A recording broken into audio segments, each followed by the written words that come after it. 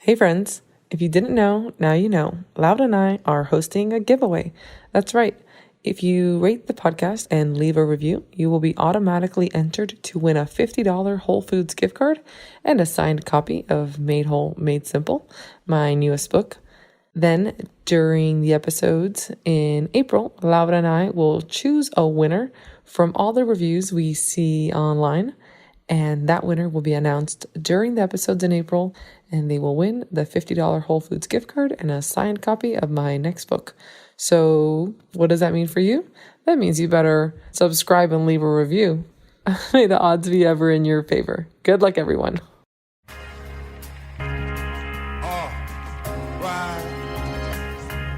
This is the Body Wise Podcast. Thank you for joining Laura and Christina for another intimate exploration of collective wisdom.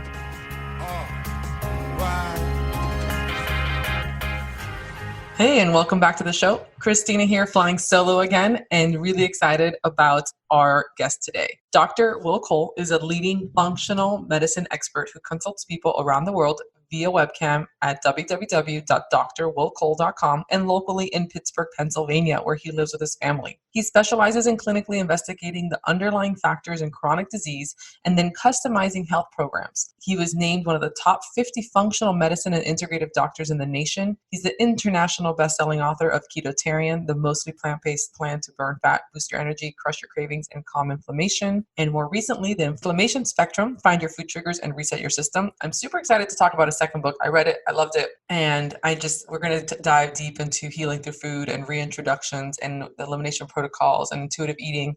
Dr. Cole also does the Goop Fellas podcast, which is really cool. So he knows Gwyneth Paltrow. So yeah, we're really excited. Please remember, all my beautiful listeners out there, to subscribe and also leave a review, especially on iTunes. It's kind of like Amazon for books, Reviews really help. Honest reviews. You don't have to leave 5 stars if you don't. That's not what you're thinking. But we want your feedback, and that's how we know how to make this podcast better for all of you. All right, without further ado, Dr. Will Cole, everybody. Thanks so much for being on the show, Dr. Cole. I'm really excited to have you here. I absolutely love the inflammation spectrum. It's wonderful. So thank you so much for being here. Well, thank you so much. It's very kind of you. I'm excited to be on as well. Yeah. So I always start with my guests with just kind of this, it's a little of a vague question, but I think it can lead to somewhere fun. So what's something that you're really curious about right now? I am curious about so many things about human health, but I guess specifically because I've really been immersed in the past couple of years in inflammation. I'm fascinated about what drives inflammation in people's bodies. So I guess that would be what I'm curious about. But I'm very, very just curious by nature about so many things. So I'm also curious about World War II history. Wow. Strange non-health stuff as well. Yeah. But if we're talking about health, I guess it would be the drivers of inflammation and the manifestation of inflammation. Yeah, absolutely. There's a really good, because my husband he's in the Navy, and so we love like World War II history, but there's a really good documentary called It's World War II in Color on Netflix. That's what it is. That's what has me curious about it. My 13-year-old son and I are watching that with such interest. So it's incredible. That's funny. That's what it was that's made me go down that rabbit hole of yes, we love it. My grandfather was fought in World War II, and it's just really cool. I love, the history is incredible. But so is inflammation, which is something that, I know your food is such a big part of how you help people, and that can be such a driver of inflammation, right? With like insulin, or is it the omega-3s, balance? What do you think? Like, what do you think in the standard American diet, or like people today? What do you feel is one of the biggest drivers of inflammation? Well, yeah, and maybe if I could start just inflammation for people that don't get that or understand exactly what we're talking about, because it can be quite a ambiguous, nebulous sort of term, but it is really a manifestation of our immune system. It's a product of our immune system. It's actually an important part of our human health when it's in balance. So it fights viruses and bacteria, it heals wounds. It's part of cellular functioning, cell membrane function. So it's an important part when in balance, but when it's thrown out of balance, that's when problems arise. So typically when you hear the word inflammation thrown around, on social media or in health blogs in the health space, what they're talking about typically is chronic inflammation. Right. And every health problem that we face as a society today, almost without exception, at least to some degree, is either a full-blown chronic inflammatory health problem or has inflammatory components to them because it's out of balance. It's out of balance of body's out of balance for these health problems. So when you look at things like heart disease and cancer and diabetes, all of those are chronic inflammatory health problems. Autoimmune conditions are chronic inflammatory, to even the mental health epidemic that we're seeing as a world with anxiety and depression and fatigue and brain fog. There's a whole field of research looking at this, referred to as the cytokine model of cognitive function. And cytokines are pro-inflammatory cells. So it's looking at how inflammation is impacting mental health, because we cannot and we should not separate mental health from physical health. Mental health is physical health, and there are physiological components that's causing it. So everything we do in life, in the world, in our life, from sun up to sundown, is constantly and dynamically instructing our physiology. And part of that physiological instruction is it's instructing inflammatory cascades or inflammatory pathways in the body. So the foods we're eating or the foods we're not eating, our stress levels, our exposure to toxins, our sleep or lack of it, chronic infections, all of these things are constantly and dynamically influencing genetic expression and influencing biochemistry. So that is really the heart of what I do with functional medicine. And my day job is consulting patients around the world via our virtual functional medicine practice. And how the book, The Inflammation Spectrum, came to be was me consulting patients for the past 11 years and seeing the different far-reaching manifestations of inflammation in people's body. So the book is really just the culmination of that for people that maybe wouldn't necessarily be patients of mine, but I wanted to educate people on what I've seen and how, while one side of the coin is it's sobering to look at the statistics of chronic health problems and the way that chronic inflammation is impacting so many people of more numbers than ever before in human history. But the other side of the coin is that we understand these health problems so much more. So there's a lot of research, exciting research in the scientific literature of ways for us to modulate our health, or ways for us to have agency over our wellness. So we have to look at all the variables of epigenetics, the lifestyle stuff that we do that influences our health. And part of that is influencing inflammation. Absolutely. I think people kind of don't make that connection between the immune system and inflammation all the time. It reminds me of the seagulls in Finding Nemo. They're saying mine, mine. Our immune system is constantly saying, this isn't me, this isn't me, this is me, this is not me, And I think that when we get into when it's screaming, this isn't me all the time is when we get that inflammation, because, everything we go into contact with, the food we're putting into our body, the beauty products we're putting on our skin, it's constantly saying like, this is my body, this is not my body. And then defending from what is not. Totally. And a study that I mentioned in the book is researchers kind of estimate that our genetics, the human DNA, hasn't changed in 10,000 years, but yet what our genetics are exposed to has changed very dramatically in a very short period of time when you're putting it in context with the totality of human history.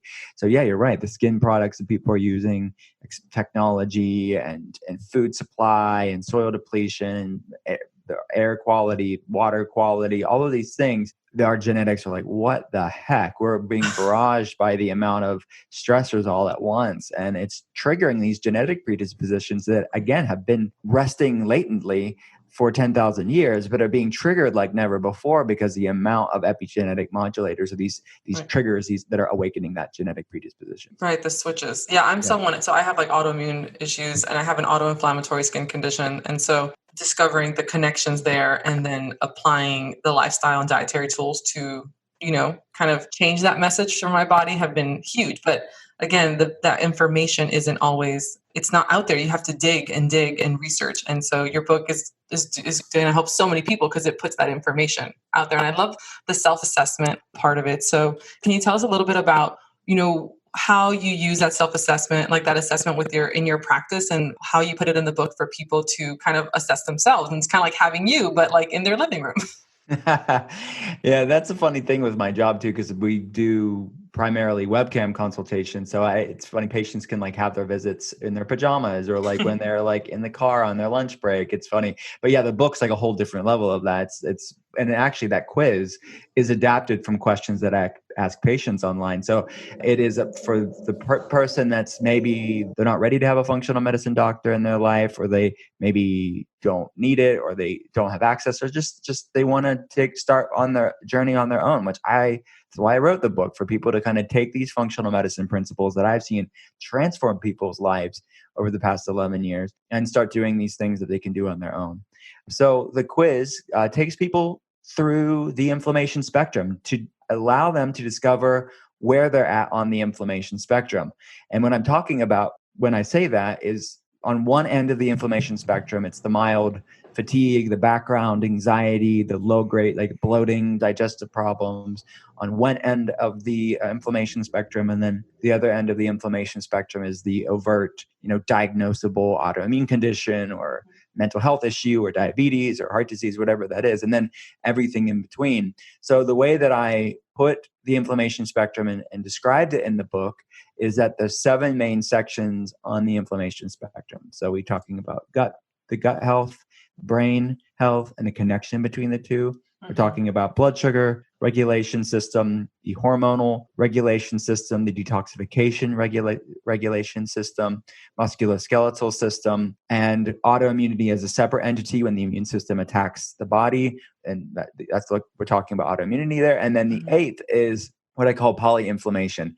It's the interconnectedness of the 7, where inflammation in one area can beget inflammation in the other area. So through the quiz, they go through those 7 sections on the inflammation spectrum, and then they can say, okay, where is my total score? Which again is adapted from questions that I ask patients. They can kind of see subjectively, okay, where could my inflammation levels be? Where am I at?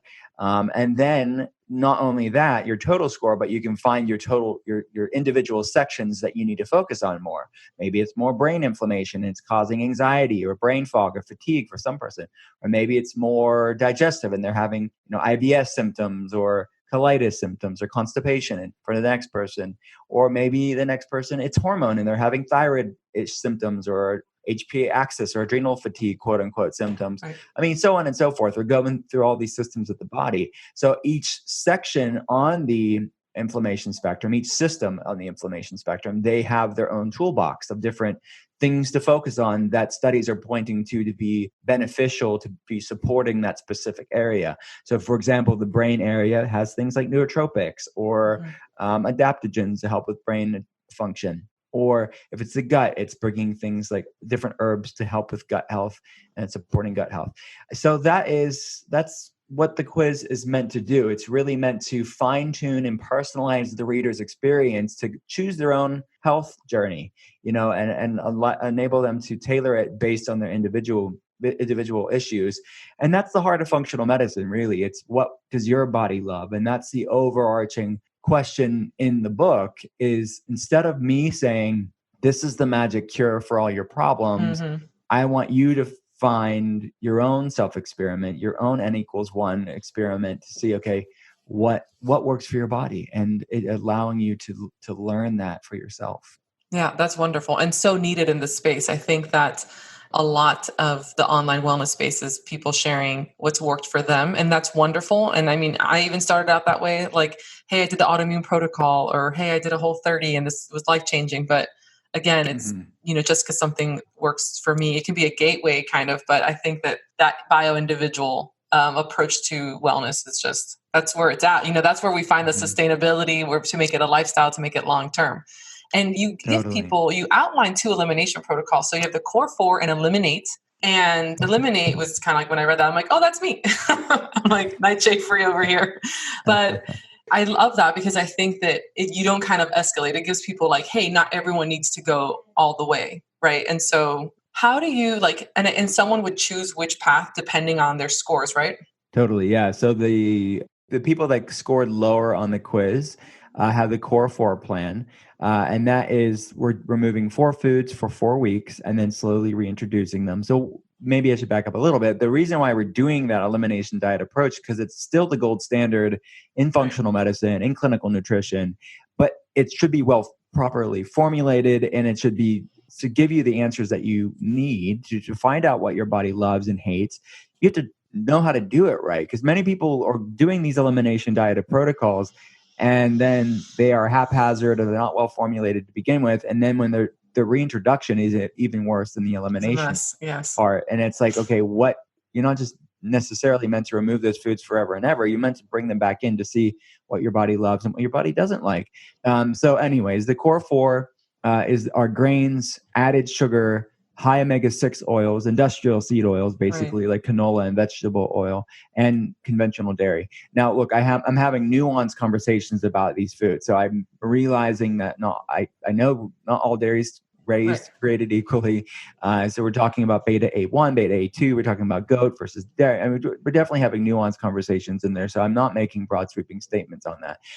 And then during the reintroduction, you can bring back the ones that are shown in the studies to be one of the ones more likely to be problematic, which ones are less likely. So you can start with generally the least offensive one and then slowly bring it back in if you're missing any of these foods and you want to try to bring it back in during the reintroduction phase.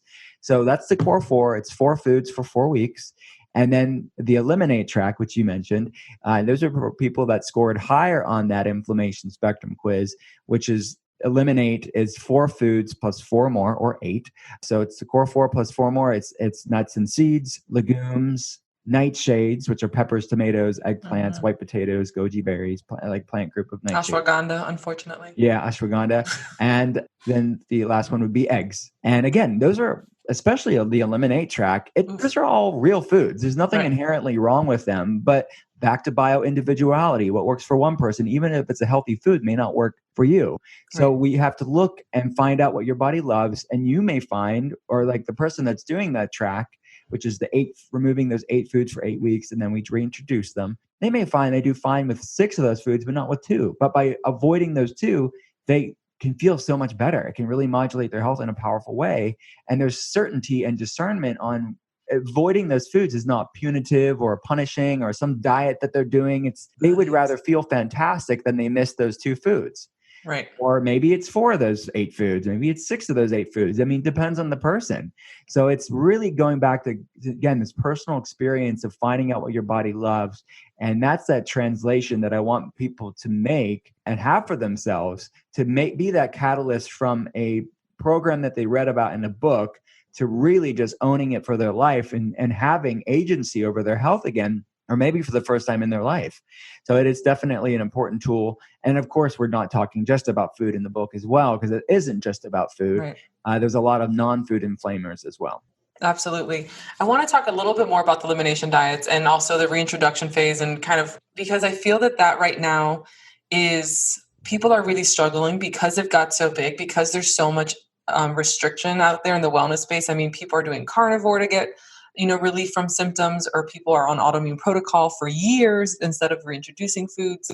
And then there's the intuitive eating movement, which is like, well, you should just be able to eat kind of everything and feel great. And I'm someone that, I've been there. I've done that. I've done the elimination protocols. I've reintroduced as much as I can. And I always say, like, you have to push the boundaries, but I feel that I've also, done the emotional and mental work, right? And I know not everyone's there. It's like, I'm on chapter 25, some people on their chapter 1. So for those starting out, like, how do they reconcile essentially the emotional part of this? The fear of flaring with reintroductions, or the fear of, people get paralyzed. They become to be scared of these foods, of nuts or eggs or nightshades, What's your kind of best advice for those people? Yeah, so it's definitely what I'm immersed in on an almost hourly basis with patients, because that's really what I'm focusing on, is looking at these variables and foods being part of that variable that I take into consideration and walking people through this path. So look, if someone has an overt autoimmune condition or has autoimmune reactivities, at least to some degree, I honestly, and I'm not just saying this is what I do, but I honestly feel like having somebody outside of yourself can be very advantageous.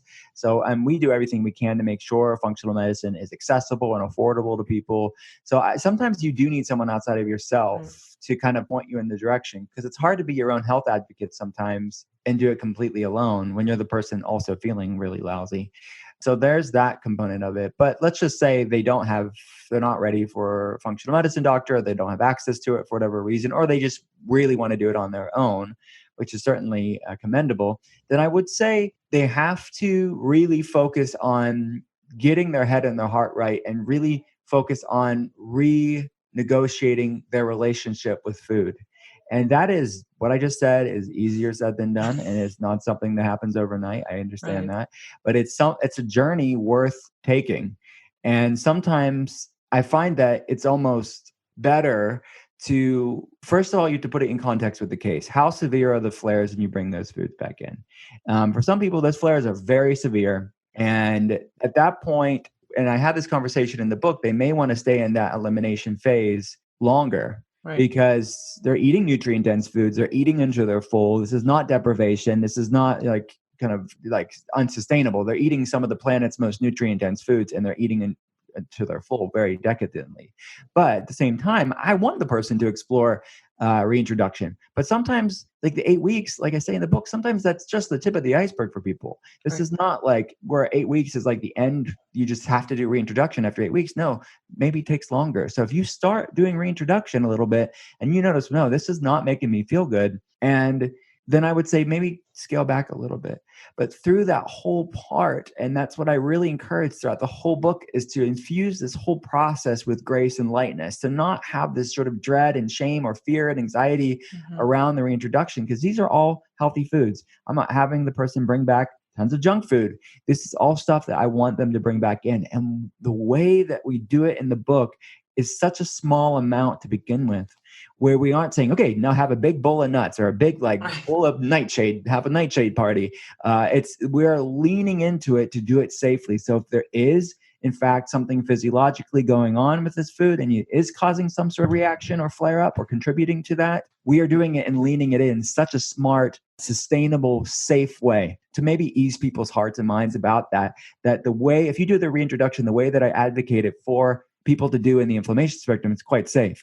But let's just say, even when we're doing it the safe, proper reintroduction way, let's say there is still a flare up from that, like a little of a flare up because we're leaning into it. Then that's just the person's body speaking to them to say, look, it's a little bit too soon. Let's not bring this in right now. So maybe they move on to the next food, or maybe they say, okay, I just need a couple more weeks to calm things down.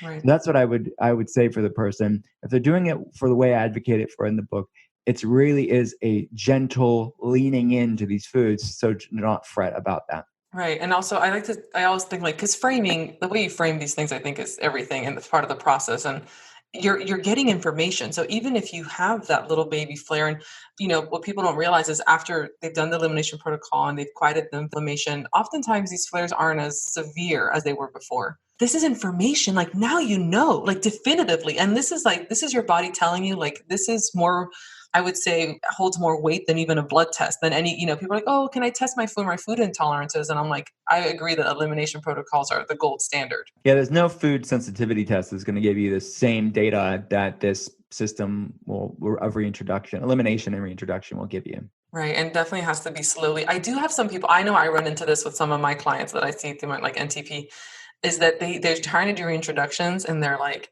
but I don't feel anything. I don't feel any different. I don't notice, or I can't tell. I guess I feel a little bit better. And then, they feel disconnected from their bodies. What do you do in that instance? What's your advice to people who feel completely a complete disconnect from their symptoms? Yeah. And for them, we know every food feeds inflammation or fights it, but some of them are negligible modulators of the biochemistry where it isn't creating significant enough shifts in their biochemistry to cause noticeable symptoms. And that's a good thing, right? I mean, that's all right. Lucky you. Lucky you. Well, I mean, many, many people would want to be you. So I would say just keep moving forward. If you like that food and it's not causing any changes, and look, what are the changes? We go into detail in the book because it's could be gastrointestinal symptoms like bloating, diarrhea, looser stools. It could be a skin reaction. It could be just a flare up of any symptoms you were dealing with before. It could be any number of problems. And we're going through the different checklists in the book to kind of see what those check engine lights, so to speak, are for the body.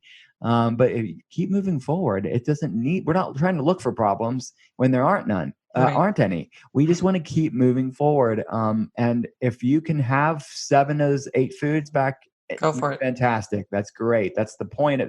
You have way more flexibility. You have more immune inflammatory flexibility than the next person. That's all that means. That's awesome. Yeah, I agree. I think people sometimes they want to because they want an answer. They're like, but sometimes like it's not there. Like maybe you have to focus on other things. And this is kind of what I want to talk about next is the lifestyle aspects and the mental aspect of it, because I feel that can be the hardest part for people. And again, there's such a connection, right? People, it's like, well, you have to manage your stress, and they're not realizing that by being overly stressed or, being in a sympathetic dominance, like it's affecting their digestion, which is in turn affecting their gut, which is in turn affecting their immune system. So it's all connected. But how mindfulness is a big part of your book. I love that in the book, I mean, you do talk about it a lot, and you have affirmations and the power of positive thought in healing. So how do you encourage your patients, to give the mindset piece adequate attention? Oh my goodness, it's so important. And that's really a major part of how I wanted to interweave all of these concepts into the book, because it's not just about the clinical nutrition and the functional medicine, like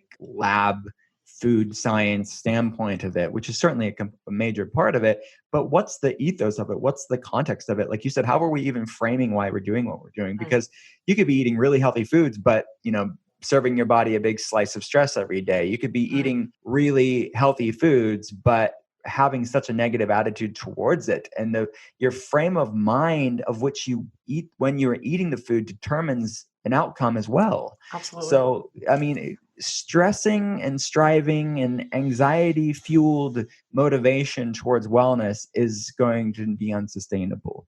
So a fertile ground for sustainable wellness is really born out of self-respect and really saying, okay, how can I love my body enough to feed it good things? And I know that this, but a mantra that we talk a lot about is you can't heal a body you hate. You cannot shame your way into wellness. And that is not just because it sounds nice, it's because it actually is true. So true. Mm-hmm. And it's definitely an important part, because in the mindfulness part, like each person, depending on their quiz score in the book, they'll have their own mantra that they can focus on. And then we talk about other things too, beyond just mantras, just acts of stillness, acts of mindfulness, acts of calming and parasympathetic, resting, digesting, because all of that is fertile ground for healing. Because it's not just about what you feed your body with food, it's also what you feed your head and your heart and your spirit, because all of that's also influencing your biochemistry. So these non-food inflammers that I talk about in the book, things like stress and a lack of sleep or exposure to toxins in the products that people are using in their home or on their skin, screen time and technology, and all of these things are also influencing our health and our inflammation levels. Absolutely. I think that I also, I say something similar where it's like you can't change from a place of hate, because the outcome won't be positive. Like if you want to, you can't hate your body and will it to change from that dark space, because it's not going to beget healing. It's like love begets love, and so. Yeah. And I think often people, they're doing the elimination and they're feeling like it's restrictive, and the mindset framing it as I love myself, so I'm taking care of myself. But that can be really hard with some people with autoimmune disease, because oftentimes there's so much other issues going on. I know there's some interesting research, like the connection between the vagus nerve, it's essentially like body-soul connection, and the prevalence of autoimmune disorders in people with childhood trauma. And so I think that I'm a huge proponent of mental health, like something, like I think in another life I must have been a psychologist, because I feel like I'm only with a lot of my clients. It's like when we get into stuff, I'm like, I think everyone should see someone to talk to about those things.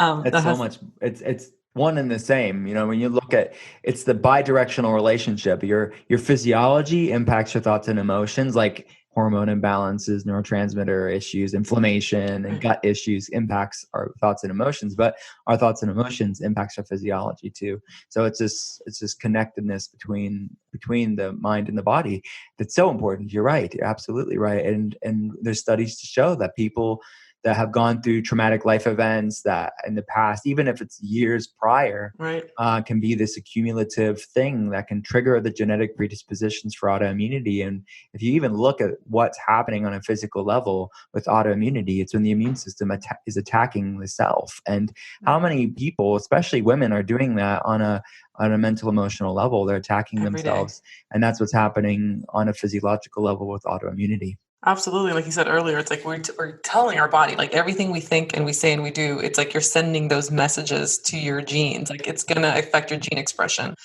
Yeah, It's totally. wild. Absolutely. You also do a lot of work with adrenal fatigue or like, HPA axis disorder. Mhm. And I think that that's something else that specifically women kind of dig their, like in the pursuit of wellness, dig themselves into these holes.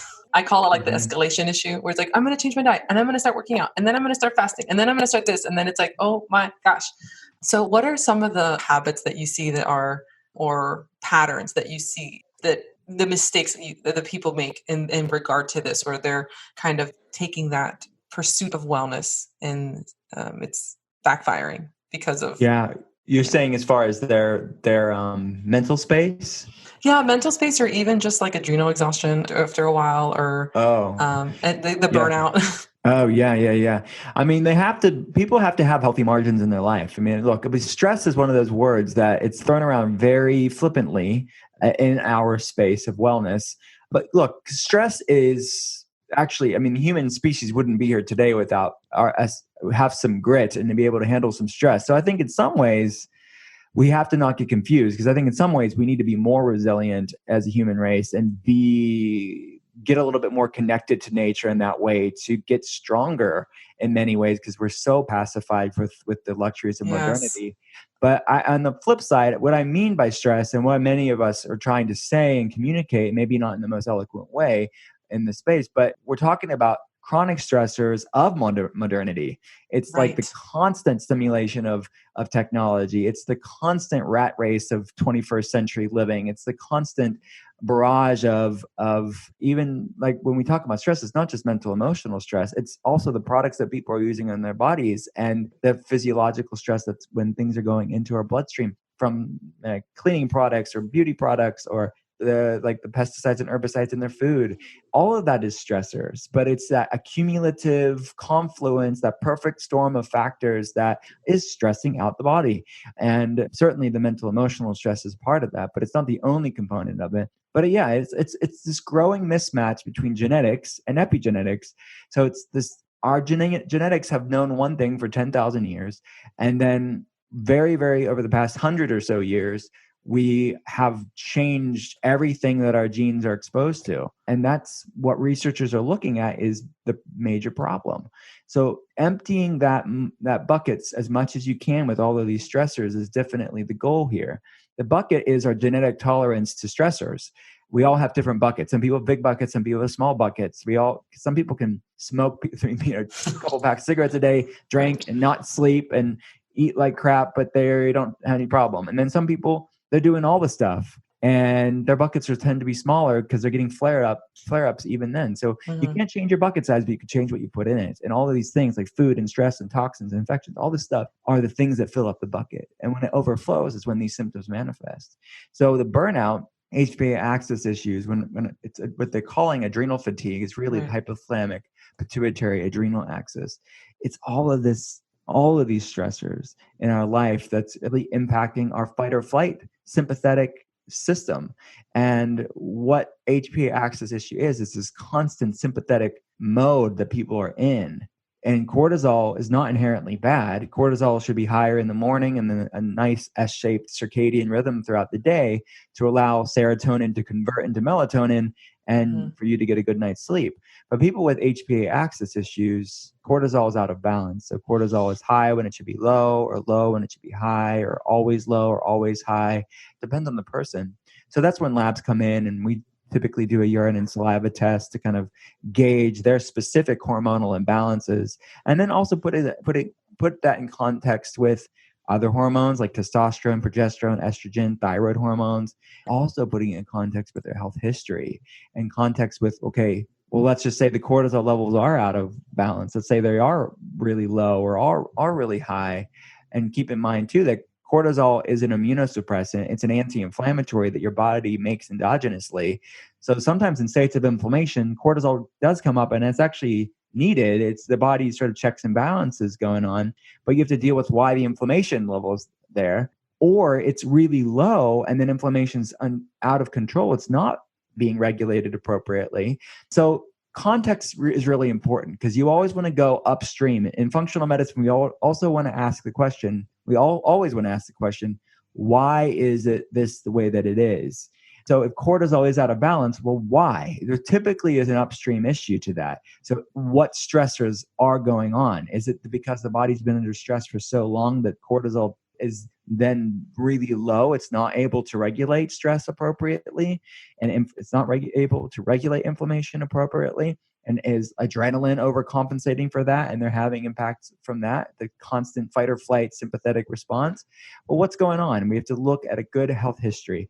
And that's where a proper comprehensive health history is so important, to understand the context of why things are the way they are in a lab. And, and then I would just do a good differential perspective of why that is the way that it is. Is it some mental, emotional stressor? Do they have a toxic relationship at home, or is their job causing them stress? Are they not getting enough sleep? Is there some sort of chronic infection like Epstein-Barr virus that's causing this sort of low-grade stress? Is it mold? Is it, is there something going on in the gut that's impacting the gut-brain axis and that's causing brain hormonal axis? There's so many possibilities. But what we see is HPA axis dysfunction is just like the ripple effect of what the body's trying to handle and is not able to. Like a consequence of something that's happening in a more foundational part of like health, essentially. Exactly. I think that's a big topic these days, because like essentially like the allostatic load that people have is just, it's a lot, right? Because I like what you said about grit, and I that's something I feel very strongly about, because you think about World War II, like, man, those people had grit. Like, humans did hard stuff. We can do hard things, and I think that's important to do that for us to be resilient and tough. But again, our ancestors weren't dealing with endocrine disruptors, or they weren't dealing with, working 80-hour work weeks and everything else. And it's hard, I think, to separate, right? Or, I'm just, it's just my soap and my shampoo and what I'm cleaning my house with. And, or again, like a toxic relationship at home. And that is so tough, because like, how do you help someone or navigate, inspire them to make those changes, right? Right. And I think that it's interesting. We've seen over the years that when people, there's things you can control and the things you can't control. So when we're looking and immersing ourselves in these cases as from our functional medicine perspective, it's very interesting to see, okay, let's control the things we can control. And most oftentimes you can move the needle in powerful ways, and realizing you're not able to control everything. And you're able to really move the needle to a really awesome place where the person's feeling a lot better. And when they get to that place of health and more resilience, and they're feeling better, their head's above the water, they're feeling like themselves, then they have the frame of mind, and time has passed, and they've had this sort of spiritual, physical transformation over that time. And then at that point, they can start making decisions from a place of clarity.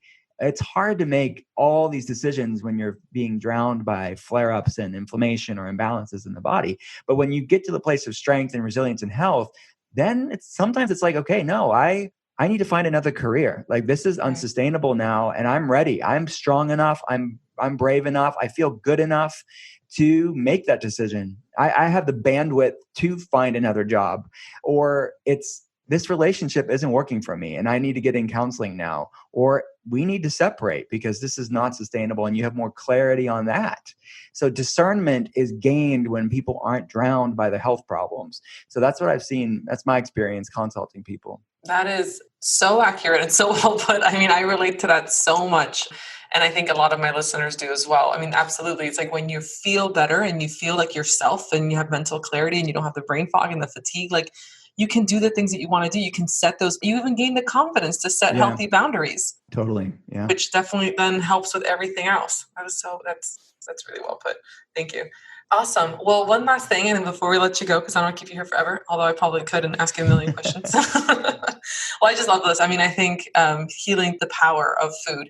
And you talked a lot about, even in the elimination phase, that there's going to be these therapeutic nutrients that people are going to be eating the super nutrient dense foods. And I'm all about that. Like, I'm all about food as medicine. So what are your top 5 nutrient dense, I mean, I don't always love the term superfood, but for lack of a better word, superfoods. What are your favorite ones? Well, it depends, on the person, right? For me, my superfood, so to speak, my nutrient dense food as medicines are going to be different than someone else's. Right. But I love like soups and stews. I think making them gentle on the gut. A lot of people are loading up on all these plant foods, which are great. Like my first book is Ketotarian. It's a mostly plant-based ketogenic book. I am a fan of a clean, well-formulated plant-centric diet, but a lot of people are having lots and lots and lots of raw vegetables, and it's causing digestive problems, and their body's not breaking it down, because we aren't just what we eat, we are what we absorb, and we are what our body's able to absorb. So many people are eating all these plant foods, but it's causing digestive distress, and they're not able to even assimilate and break down and utilize the nutrients that are in those plant foods because of an unhealthy gut. So I that's why I love like soups and stews. And you can have it like obviously like a chicken bone broth base, or a galangal plant-based vegetable. Like galangal's a relative to ginger. You could do a ginger like vegetable based, and the vegetables are cooked and even pureed for some people, and it's soft and easy to digest. Yeah, so break down to like the fibers and even the anti-nutrients, like it reduces lectin content and all that. Yeah, exactly. Yeah, and you could use like a pressure cooker to further break it down. The lectins and the phytic acids and the fibers that could be irritated to some people, because we live in a time where gut health issues are so prevalent. Yeah. I'm a big fan of wild caught fish and fresh fatty fish as far as the bioavailable omega fats and fat soluble vitamins that they provide. I love avocados. I think that those are a great food for people to focus on. I love olives and extra virgin olive oil. I think that's another great food. Shellfish, for people that don't have allergies to it, I think those are like nature's multivitamins as far as so many micronutrients and things that people need, like selenium and zinc for your thyroid hormones, and iron, bioavailable iron for people with iron deficiencies. And organ meats is another superfood too. Right. So liver or any other organ meats are rich with bioavailable vitamins as well. So that's a variety of superfoods for me. Yeah, I love all of those. I think those are some of mine too. I love smoked oysters. They're my obsession, because I feel like they're so easy to get. You can't get oysters everywhere. I'm from Miami. I lived in San Diego and then also Hawaii. But now we're in Virginia, and like getting seafood here wasn't as like awesome. But yeah, canned oysters, smoked oysters and olive oil. And I'm just like, and they're like $4 a can. I'm like, just get them, eat them. Right. So good. So, that's amazing. Well, thank you so much, Dr. Cole, for coming on the show and sharing all your wisdom with us. Everybody can go get the Inflammation Spectrum and Ketotarian. They're anywhere books are sold, and on Amazon, correct? Yeah, anywhere books are sold. And we have the links at drwillcole.com too. Awesome. We'll put that in the show notes. I love your approach, and I think it's phenomenal. You're helping out so many people. So thanks again. Oh, my pleasure. Thank you so much for the kind words, and thank you for your support and kindness all around. My pleasure. Have a good one. You too. Bye, everybody.